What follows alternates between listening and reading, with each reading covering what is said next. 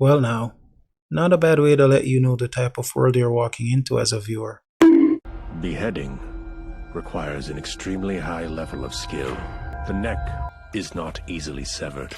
Unless the blade is dull, or if the heart of the wielder of said blade wavers through the process. So you're trying to tell me that the famous katana that is known to be extremely sharp cannot cut through tendons in one go? Any last words? No. This practice has been around for over 100 years now. Not the execution, but the custom of asking someone if they have any final words. Do you have any final words? Oh, screw you. Not like you let me go if I say I don't want to die. Nor will the execution be postponed if you have a daughter. And I said that I'd like to make her a lucky woman by getting close to her and make you a grandfather to continue both of our lineage. Hell, you'd personally want to be the person to execute me quickly afterwards.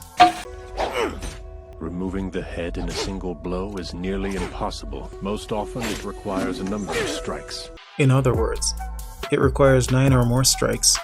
No matter how much you try to sugarcoat this, I can't get around the fact that no blood is present here. You know, something that even a paper cut can make happen. If I took this explanation seriously, then I also support Daki being a part of the Upper Moon. Stop trying to explain being worthless. So after a few strikes and no blood being present, why do you have this smug look on your face?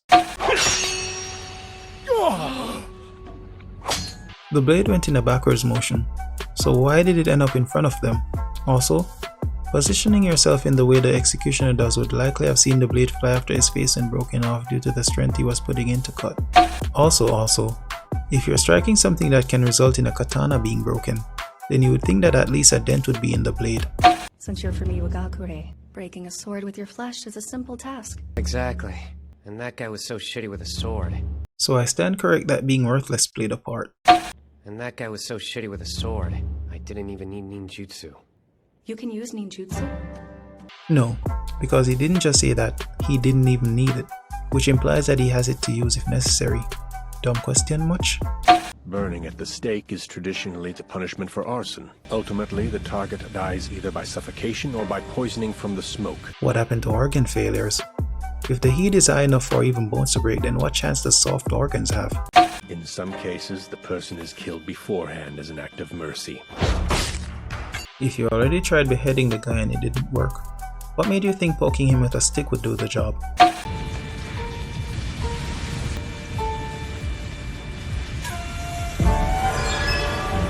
What?